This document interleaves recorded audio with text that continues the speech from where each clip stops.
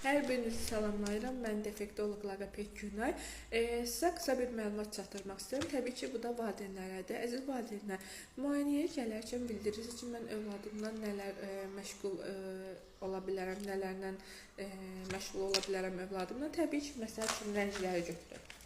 Biz təbii ki, siz əziz analar övladınızla məşğul olanda bu nədir cümləsindən az istifadə edirik. Məsələn, bu nədir?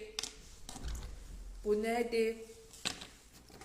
Bu nədir suallarını az veririk, az bir şəkildə veririk. Təbii ki, düzgün şəkildə övladınızla məşğul olanda daha gözəl nəticələr əldə etmək olur.